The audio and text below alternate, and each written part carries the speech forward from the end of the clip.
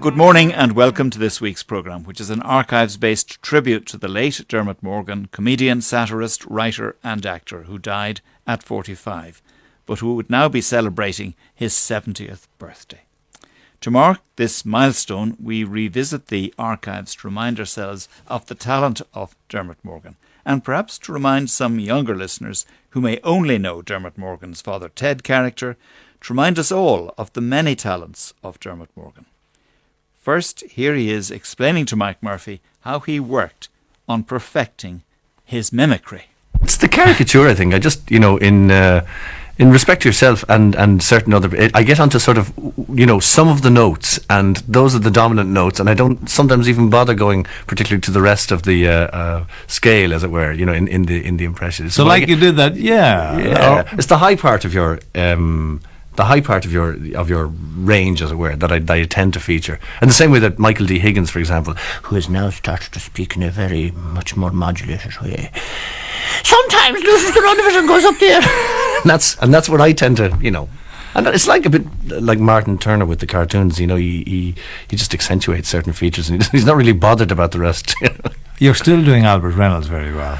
Yeah, but there isn't as much of Albert as to do now, I think he's a bit like Lear now, he's wandering around, And Charlie you miss, don't you? Oh, they'll never. He may have paid the encomium to. I'll try that again. Encomium to. Get out of more. To Bertie Ahern of saying he was the most devious, most ruthless of them all, but he was the grandmaster. He was, wasn't he? Though it's just a great character. And so the awful thing is, Dermot, when they do pass on like that, and you're left with Dick Spring, and Dick Spring and John Bruton, they're not quite as colourful in terms of impersonation material as some of the others. No, it's a bit like having Pat Kenny or something as my person to take off. It's not. Can you take off Pat Kenny? No, not really interested. No, I mean maybe that's a cop out. Maybe his profile is very. Pronounced, and I should, I suppose, be taking them up, but it's just, it just not interesting me really, and I'm not sure that I could, to be honest. Could you take Gay off? No, the Gay is the great failure. I wouldn't do it professionally, but between yourself and myself, where I'm not being marked out of 10. I would do the Gay bits, the various voices of Gay, the intimate ones and the more hectoring ones, and then the patronising one. He has those voices. I saw Stephen Allen, the guy who was the definitive Margaret Thatcher, whose career was destroyed by her political departure. Analysing how he did Thatcher for Spitting Image and all the rest of it, and he had identified 4 of her voices. Now I think with Gay you have more than 4 voices, 4 moods, and the point is that he likes to ham it up himself, so that he's chameleon-like in many respects, and he's taking on different voices, and there's so it's you're chasing a will-o'-the-wisp. You've all failed me. A simple thing like getting a president elected and I'm let down. I'm trying to get on with the business of striding the world stage, and you gobshites can't get our candidate into a shaggin' period des res near Castleknock. Oh, don't worry, boss, it doesn't matter, sure. You're still flying around the place. Sure, you were still able to get to Rome for the summit last week, in the middle of it all. I mean, remember all the security men, the carabinieri? Yeah, and a motorcycle escort. Oh, Jesus, there must have been 100 if there was one. It was like the Isle of Man TT with the motorbikes that was in it. And the Polizia, remember all the lads off the front of the Galliano bottles with the fancy dress hats and them, and the coloured ribbons across their tits. Yeah. There was that, of course. Better than the FCA with the same old green tat and the Alpha Bargains berries and the white webbing. Not, of course, that I have anything other than the greatest respect for the army. After all, my father was an officer. I myself was an officer. It's me, boss. You don't have to tell me that stuff. Sure, I've no tape recorder. No, I'm sorry, Donald. That wasn't funny, boss. No, I'm only saying you'll always have the knockers and the big grudges, but we're above that. A European. Just imagine a Joey's boy hobnobbing with the best of them around the 7 hills of Rome. And why not? After all, many of my people are of Italian extraction. It's not perhaps widely known that one of my ancestors was in fact Julius Caesar, and Garibaldi was a distant relative on my mother's side. I am 17th in line to the Doge of Venice, and my great-great-granduncle was a Medici, hence my great interest and patronage of the arts.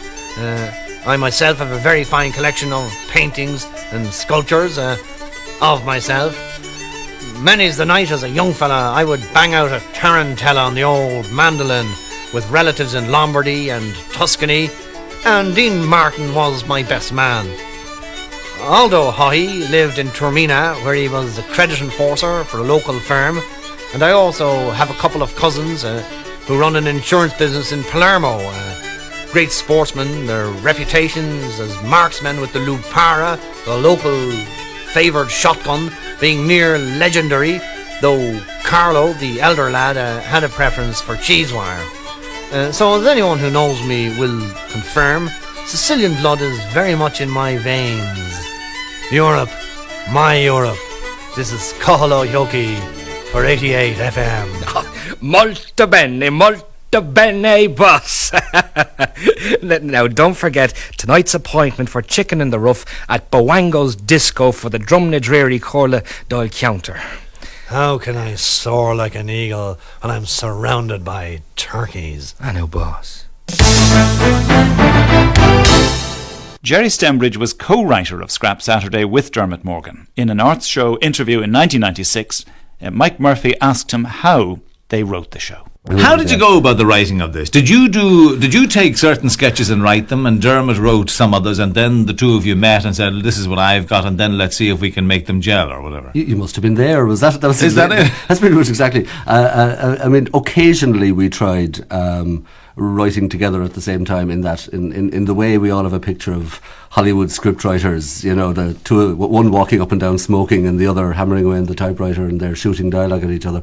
But it never ever worked. I mean, and not because no ideas were coming, but because we just kept talking ourselves and going off onto other subjects, and eventually we found we were there for 4 hours and we hadn't actually written anything. So the only way was we used to meet maybe on a Monday or a Tuesday just to give a kind of broad parameters, and then we'd kind of hang around listening, keeping our ears open during the week, and write up some stuff. And what also kind of emerged was that, you know, there were things which we had natural affinities for. I mean, Dermot actually wrote most of the direct Charlie Haughey Mara dialogues, which, you know, really are the most famous part of the show, and he also wrote most of the Eamon Dunphys, the Eamon Dunphy monologues, and that was because already he had built up from his live circuit, he had built up an affinity with those characters and understood them very well and wrote them very well.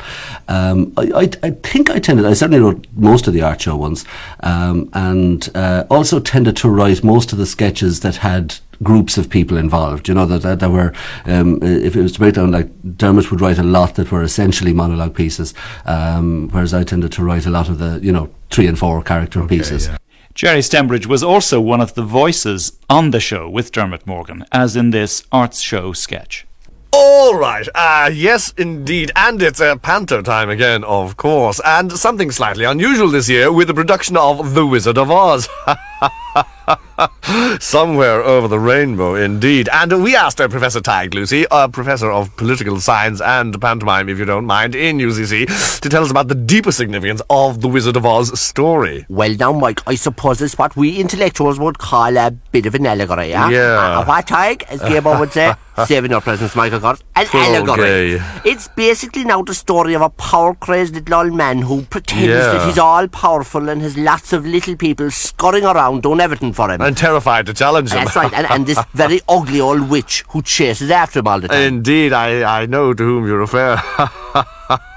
Now, would it in fact be Rabelaisian or more Brechtian, perhaps? Oh, it's all of them, Mike. Sure, it's full of songs and magic and colour, but you see, in reality, it's about the lust for power, the inability to accept that you are old and useless. And useless. The desire to be always at the centre of things, you know what I mean? It is very Baroque, or would you think it's more classically Greek, though in its own way it smacks of Elizabethan well, now you've put your finger directly on it, Mike. You see, you've the lion, the tin man, the straw man. They all represent the popular figures in political life, no heart, Bertie Ahern, no brain, Noel Davern, and no courage. Michael O'Kennedy. Whereas, of course, Dorothy, you see now, she's full of hope and joy and talk. And dancing. And dancing, absolutely. You see, but Dorothy is kind of like a president for our times. Yeah. Out there with her little red shoes, dancing down the yellow brick road, simple and pure. Here's to you, Mrs. Robinson. Jesus loves you more than you will know. Is that actually from the show? I never realised that. Yeah, great it's song, Simon and Lloyd Webber, isn't it? Yeah, one of them anyway. Yeah. Well, thank you, Tig, for that fascinating analysis. And the wizard himself, who does he represent? Mike, no, he's a pure figure of fiction. Actually, I sure, see. you couldn't have a character like him in a real life. Not like, at it just all. wouldn't happen. Imagine a fella as small as that, keeping himself in power by any means, having minions round him who are so small and pathetic that they won't stand up to him no matter what. You know? Yeah, no, it would never happen in the real world of Not politics, at all. would it? But it is a fascinating idea all the same. I wonder would it work in broadcasting? Oh, yeah. Should you never listen to Gabo? No.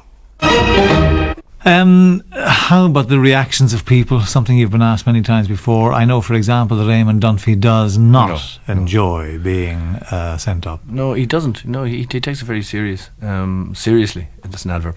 And I suppose it's to be expected. You know, people's sensibilities are not always as we would have them be. You know, and that's the way it is with Eamon. He's not best pleased about it. I think one of the things that probably annoyed him enormously was after Scrap Saturday, people coming up and say, you know, when he was pregnant with John Giles' baby, in a running sketch, he apparently had one, as they say in Dublin, one character, i.e. some nosy gobshite with nothing else to do in his time, said to Eamon in the Shelburne Awares, Giles, Eamon shouldn't be drinking in your condition.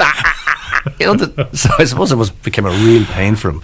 But Eamon tends to take himself very seriously, and he is an iconoclast in his own practice. So I suppose for the iconoclast to be the subject of iconoclasm himself must be somewhat disconcerting. How did you feel when he reacted badly to your takeoff? Well, I don't know if you recall, in 1986, the very first time I sat on Ray Tracy's knee and did him just on the fourth playoff, the World Cup, and he wouldn't appear the next night. It was his night off. He was the regular panelist with John Giles and Bill O'Herlihy, and it was he was to be back on the next night.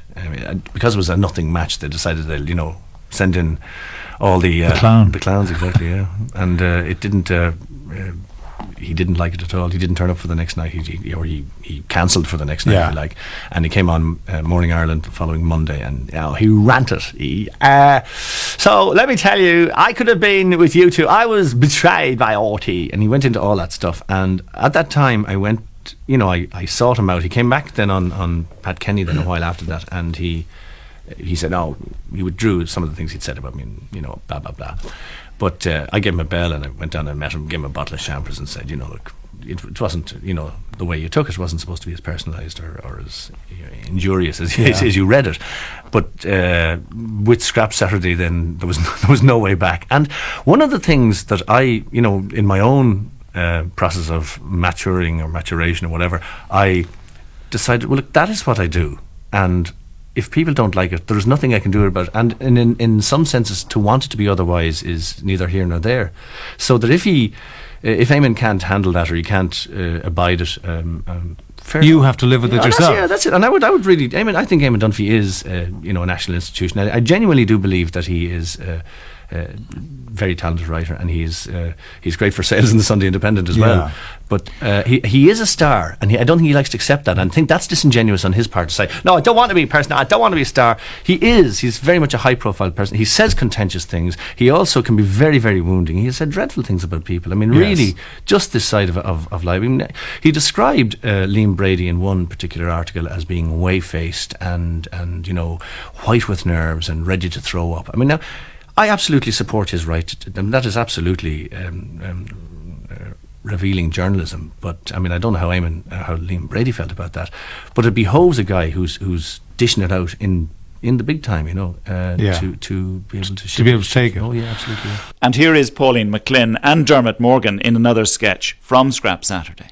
Now, Eamon, you would appear to have, if you will forgive the unintended pun, got yourself into deep water over your attack on fungi. Yes, the so-called dingle dolphin. An unpopular move? Yes, of course it is. It's always unpopular when you attack this sort of thing. You see, people don't like to be told that the emperor has no clothes. They've been fed a diet of tabloid drivel about Dingy the dolphin. Fungi, the dolphin's name is Fungi. Whatever he's called. Yeah, we've been told that here is an intelligent life force, a mammal, etc. The truth is rather different. Now, Eamon, it has been scientifically proven that dolphins are very intelligent indeed. No, my point is that the Joe Soaps and the Decent Skins have told us and would have us believe that fungi is the real thing, the genuine article. But the truth is that fungi is not a great mammal. Now, if we could pull you up on that. Firstly, he's a sleight of hand merchant. He is basically a cheap, nasty convict. He is the Paul Gascoigne of the marine world. He has a few tricks, such as nuzzling your belly and hanging out with fishermen. He is for tourists. He is shadow and not substance. These are very serious charges. Now, can you substantiate they are any serious of these? Charges. Yes, they are serious charges. If you ask Miko Dwyer, great manager, if fungi, the high-flying fungi, ever entered his calculations, you will be greeted by a resounding no. He was never considered for his club. He was never considered for county honours either. When the going got tough against Brian Mullins or Colm O'Rourke,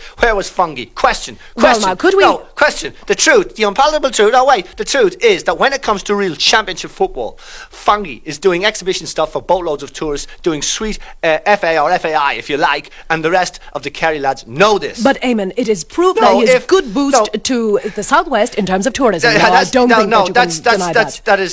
total nonsense. If fungi is such a great dolphin, how come he's never been offered a series on TV? Unlike Flipper. Flipper was a great dolphin, a truly great dolphin, who had better dorsal fins, a better snout, and much better weather. When Flipper made those noises, he made it, which was particularly good. I like that. That is a credibility. I disagree. No, it is not Flipper. Fungi is a charlatan. Even Skippy was a kangaroo. Yeah, but he had more cred, he had more beauty, and far better noise. He used to do those interesting sort of ones than my friend Fungi. So others may pine for fungi, not yours truly. Flipper friendly, yes. Fungi friendly, forget it. I'll have tuna and heavy on the fungi, Harry. Rejected by Miko, rejected by the Kerry County Board. The only one who shouldn't reject them is John West. And of course, Fungi is a personal friend of mine. He comes out to the island for dinner, herring provençal, and... Oh, shut up.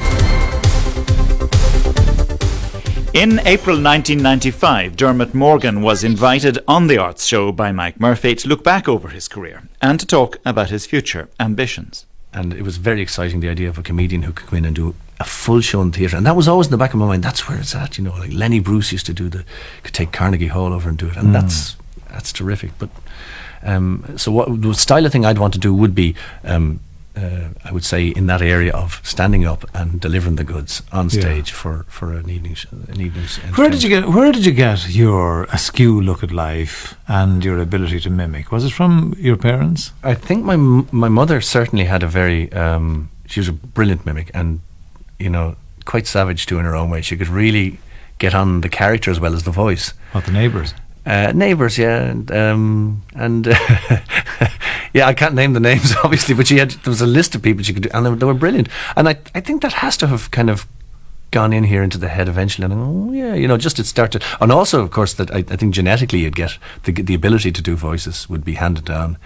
My father had I think he'd a reasonably. He was, I suppose, a bit of an outsider in his own way. I don't know that he necessarily was cut out for suburban life, no more than myself. He also acknowledged in this interview that he felt some indignation about the church-state relationship in the Ireland in which he grew up. Dermot, your references and your feelings about Ireland and the state of Ireland, and I suppose the inheritance that we have been left with, and your comments about the church as well. So your comments about both church and state have been very, very strong in the past. I mean, you have a real sense of, it seems, indignation about what has been passed on to us. Yeah, I do. I mean, maybe one shouldn't be indignant about history. History is history. It's there, and that's what happens. And but my opinion and my emotional response to the thing is that, we had this alleged republic or the genesis of same in 1922, right? And the thing was to break away from the rule of the empire. And the first thing we installed was a Victorian Catholic theocracy. And I was born 52. I can still kind of recall the greyness of the 50s, of the end of the 50s. I'd have been 8 in 1960, right? And I do remember John F. Kennedy coming here and thought that was different and it was bright and it was nice and all the rest of it. But it was very grey. And I mean, I think the irony is that, you know, we were always set at odds with the Marxists in the East, and I'll hear that.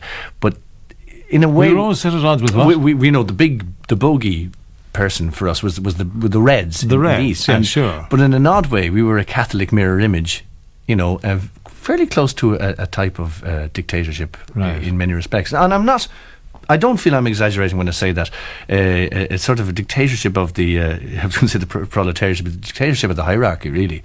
And I feel that our public life and the way we conduct our public life wasn't ventilated by any sort of plurality or by choice in any sense. And things were by diktat. It was the confessional state. They closed plays. And, you know, they went into the Pike or wherever. There was a condom on a stage or something. You know, that's there actually wasn't, but... Well, there was believed to be. But there was believed to be. And I feel absolutely... you know, pretty cheesed off about that. So what? I'd be like Sinead O'Connor now on the famine. But that is what has informed my sense of if you like, indignation. Outrage. Yeah, and indignation and outrage. Is it? I would say it goes that far. What about when you meet all the people that you're taking off? Do they look and run, or do people want to come over? Have you been challenged by people apart from Eamon Dunphy now? Have you been challenged? I mean, like, I take it in good part, but I believe that you haven't got me at all. You see. You know, that's right. Yeah. You know what I mean? Yeah. So, I mean, I know you're trying to get me, but I don't. You see, you haven't got. You were in the Olympia last week, and you saw them laughing. They must have thought I was somebody else. Yeah, I don't know what they were laughing why were at. They laughing at Mike? You know, they must have thought I was doing gay, did they? You had Michael D very well, I thought. But as somebody else said that, you know, I had you, but I hadn't got Michael D. So. But do many of them come up to you and say, "I'm deeply offended by it"? No, not at all. I think there's I mean, I'd say this for Dunphy. He's really pissed about it, and he says so. And I think the others who are really pissed about it and feel they have to take it in even though it's maybe joking them. I know one man got really aggressive with me about remarks I'd made about Tala. I think we did a sketch on Scrap about Tala, I know we did actually, which was tasteless, I'm sure. Very, absolutely tasteless. Yeah. And he got really, the things you said about Tala. Fortunately, there was kind of security guys around. I think it was in the Point Depot. I think I might have gone over the balconies. On this same interview, Mike Murphy asked Dermot Morgan if those he satirised took it in good part, and was he himself good at taking criticism. And what about if people say things about you? What's so? I'm sure I'd bleed just as easily. Yeah. Yeah, but do you? What? I'm sure I do. I don't. I mean, I suppose I'm in the position where I get, you know, I'm relatively unscathed, right? But I have had terrible things said about me. You know, I've had newspaper articles where they weren't necessary. In fact, by and large, the press have been very helpful and supportive. But I've had the odd really. And what way does it affect you? It is very hurtful. I remember I remember one particularly nasty profile, and you know, you do. God, shit. And it kind of knocks a hole in your day. There's no question about it. But you get over it and get on with it. I sound like a professional footballer now. At the end of the day, you get up and play another game. But it is. But the intention is not to wound. That's pretty important. Is it not? No, you see, this is the point. No. I mean, I don't think that's disingenuous. I think that's real. It's not to wound. Even if you are picking on the foibles, the weaknesses, all of those things. Certainly, I would have to say in my conscious mind, I've never set out to wound anybody. But sometimes I've really gone to stir it.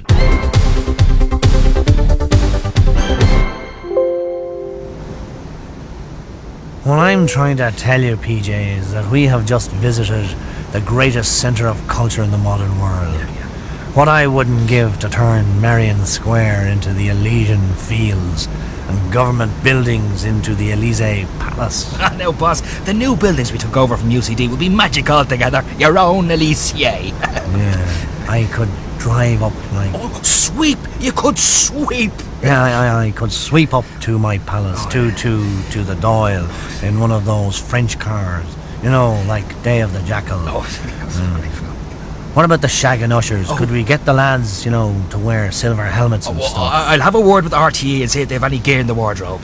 I'd be the true world figure then. Oh, you already are, boss, you are. Should have met about you in Paris. Indeed, Look at it below there.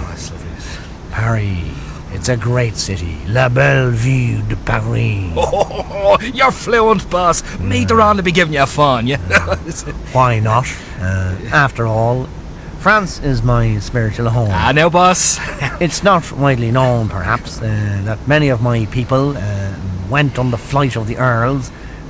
They were wild geese. Wild man yourself, boss. My great-grandfather's people were Bonapartes.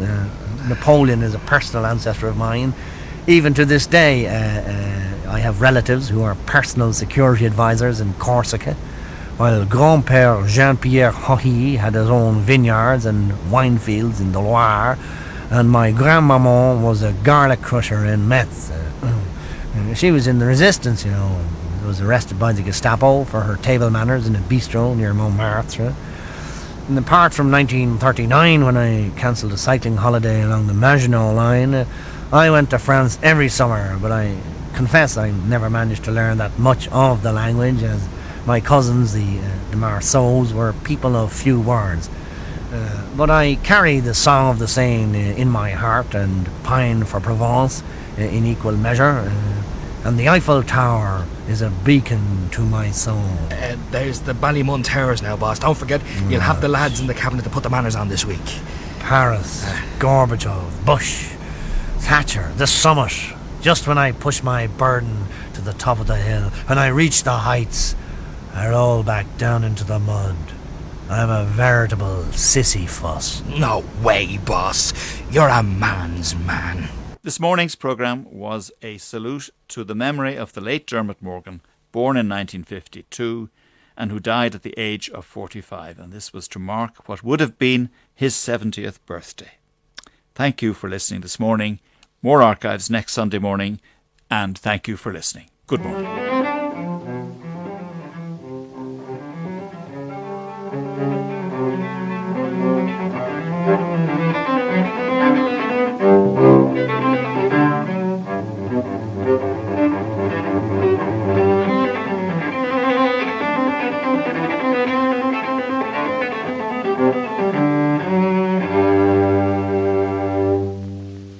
And that programme was presented and produced by John Bowman.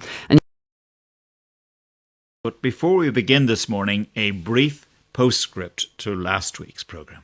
And thanks to all those who so appreciated our tribute to Dermot Morgan, who died at 45, but who this year would have been celebrating his 70th birthday. He was at the height of his powers when he died. He had just ended filming the latest series of the television sitcom Father Ted, which has since become part of television history.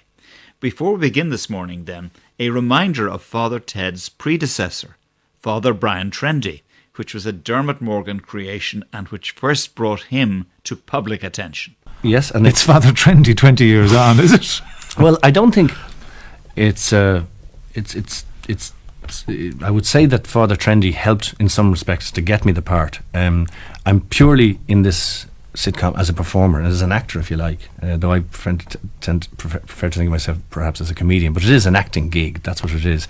And I was chuffed about it. I could do it, I could learn lines and deliver the goods, and I think that people at Channel 4 are even more delighted than they expected with the without bolstering myself, their feeling was that I had really acted with ability for in this part. And so to Father Trendy. Dermot Morgan played this part for many years, delivered live on radio and usually prompted by some news event. In this case, mid-1980s, and commenting on drive time to Miles Dungan about the Pope's then visit to Australia. We're all gigging. We're out there. We're gigging in, whether it's in front of a million at the Phoenix Park or in Adelaide or Sydney or wherever it is. It's essentially a gig.